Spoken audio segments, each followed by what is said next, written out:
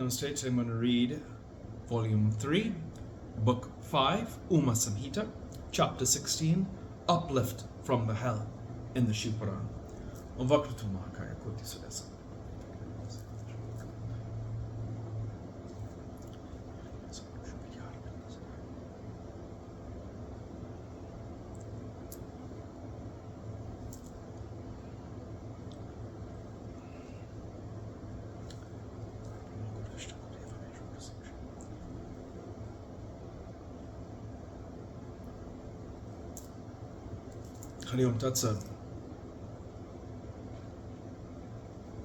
Sanat Kumara said, O excellent sage, above the nether regions are the hells where the sinners are scorched. Listen to their description from me. They are Raurava, Sukara, Radha, Tala, Vivasvat,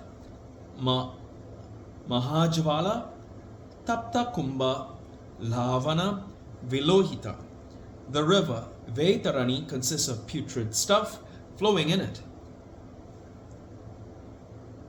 Krimina, Krimi Bhojana, Asipatravana, and Lala Bhaksa are the terrible hells.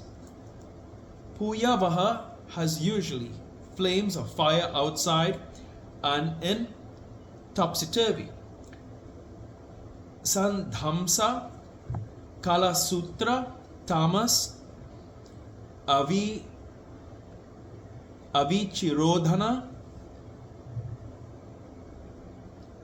Swabhojana, Rusta, Maharaurava, and Salmali. These and other hells are there. All of these are very grievous. Men who are indulgent in sins are scorched there. Of Vyasa, I shall mention them in order. Listen attentively. He who commits perjury accepts for the Brahmins, gods and cows, and he who utters a lie always goes to Raurava. The following sinners visit the destroyer of the child in the womb, the stealer of gold, of cows, one who commits the breach of trust, the wine addict, the Brahmin slayer, the stealer of others' wealth, and he who associates with these go to the hell Kumbha. O Vyasa, he who kills his preceptor, sister, mother, daughter, or a cow too goes there. He who sells his chaste wife, he who is addicted to usury, he who sells tresses of hair, and he who forsakes a devotee, all these are scorched in red-hot iron. He who insults preceptors, he who dismisses visitors and then dines, he who commits blasphemy, he who sells idols, and he who cohabits with forbidden women, all these, O Brahmin, go to Saptabhala hell. A thief, a slayer of cows, a fallen man, defiler of boundaries, the hater of gods, Brahmins and Pitris, and the defiler of gems go to Krimi Bhaksa hell. They eat worms and other displeasing things. The base man who eats before Pitris, deities, and gods, and he who ignorantly or deceitfully misquotes sacred texts, these go to Lala Bhaksa hell. The Brahmin who associates with evil men and is surrounded by outcasts, the Brahmin who officiates as priest in the sacrifice of undeserving persons and eats forbidden food, and he who sells soma juice, these fall into Rudhi Roga hell. He who spoils honey and creates disturbances in the village falls in the ruthless river Vaitarani. Those who are arrogant in the freshness of youth, who transgress the bounds of decency, who are unclean and who maintain themselves on the earnings of unchaste women, go to Krimya hell. He who cuts off trees without purpose goes to Asipatravana hell. Those who hunt deer with Kusura prakas, arrows with horseshoe-shaped heads fall into Vhani Jvala hell.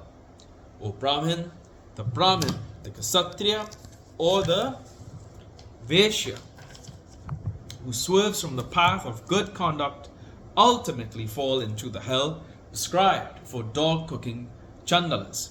Those who drop sacred rites in the middle, and those who are fallen off from their duties in accordance with the stages of their life, fall into the hell Sandhamsa, where the tortures are very terrible. The students who are guilty of nocturnal emission of their semen, and the fathers who do not properly educate their sons, fall into the Swabhojana hell. These are hundreds and thousands of these and other hells where thousands of sinners undergo tortures and are scorched. These sins and others are thousands in number similarly, which the beings in the hells experience and try to wipe off. Those who perpetrate misdeeds contrary to the injunctions of castes and stages of life, whether physically, mentally, or verbally, fall into hell. The beings in the hells are seen standing upside down by the gods in the heaven. These beings see the gods also similarly, with heads down beneath them. Immovable beings, plants, etc., and movable beings, worms, insects, birds, beasts, righteous men, gods, and liberated beings, all these are equal in number in heaven as also in hell. A sinner who is averse to the performance of expiatory rites goes to hell. Swayambhuva Manu has ordained expiatory rites for great sins and small expiatory rites for small sins in the Kali age. Of the many rites mentioned by way of expiation, the remembrance of Shiva is the greatest. If a person commits a sin but repents after committing it, it is also an expiation. The remembrance of Shiva is the greatest expiation. A man remembering Lord Shiva in the midday or other occasions attains Lord Shiva. By remembering the Lord in the morning, night, or dusk, he gets his sins eliminated. It is only by remembering Shiva, the Lord of Uma, that a man attains salvation, the annihilation of all pains or heaven. O leading Brahmin, japas, homas, worship, etc. are obstacles in the path of sin. O excellent sage, they do not occur anywhere in the three worlds. The attainment of the status of Indra, Lord of the gods, is the fruit of the merit attained in japa. Homa, worship, etc. performed by the man whose mind is in Lord Shiva. O sage, he who devoutly remembers Shiva day and night never goes to hell, since his sins are eliminated without any vestige. O excellent Brahmin, sin and merit indicate hell and heaven. One is conducive to misery and the other to pleasure and rebirth. That at the outset is conducive to happiness, but later brings in misery. Hence, ultimately, everything is of the nature of misery. There is nothing, in fact, of an invariably pleasurable nature. Happiness and misery constitute only a temporary transformation of the mind, but knowledge is the greatest Brahman. Knowledge is conducive to the understanding of reality. The entire universe, consisting of the mobile and immobile beings, has knowledge and its soul. O sage, there is nothing greater than the perfect knowledge of the greatest being. Thus, the entire sphere of the hell has been explained by me. Hereafter I shall explain the sphere of the earth. And here ends today's reading of the Shiva Puran.